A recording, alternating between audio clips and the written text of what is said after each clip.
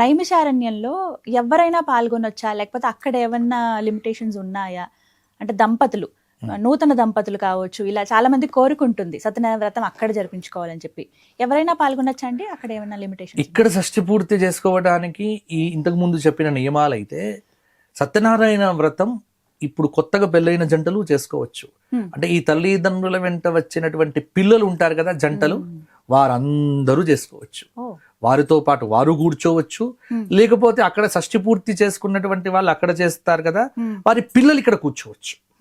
కాబట్టి సత్యనారాయణ వ్రతం చేయటానికి వయస్సు అనేటువంటి అడ్డంకి కాదు. కాబట్టి ఇది కొత్తగా పెళ్ళైన వాళ్ళు, పెళ్ళై 5 సంవత్సరాలు అయినటువంటి వారు ఎవరైనా సరే దంపతులుగా మాత్రం కూర్చోవాలి. ఒక రూలు ఏమిటి అంటే దంపతులు మాత్రమే కూర్చుంటే సత్యనారాయణ వ్రతం చేయడం అనేటువంటిది సాధ్యమవుతుంది. ఒకవేళ ఏదైనా అనివార్య కారణముల చేత దంపతులు రాలేకపోతే భార్యకు సంబంధించినటువంటి ఒక చీర అది అక్కడ పక్కన పెట్టుకొని సంకల్పం చెప్పుకొని చేయవచ్చు. ఇది ఆపద్ధర్మం నేను చెప్పేది. కాబట్టి భార్య రాలేకపోయింది, లేదు వచ్చిన తర్వాత ఏదైనా ఇబ్బంది అయింది అన్నప్పుడు కూడా అక్కడ పక్కనే భార్య చీర పెట్టుకొని సంకల్పం చేసుకొని చెయ్యొచ్చు.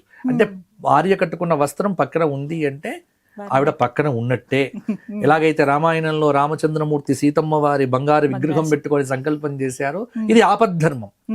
ఆపద్ధర్మంగా ఇది కూడా చేసుకోవచ్చు. కాబట్టి సందేహాలకు తావు లేకుండా సత్యనారాయణ వ్రతంలో అందరూ పాల్గొనండి. ఈ అవకాశాన్ని వదులుకోకండి.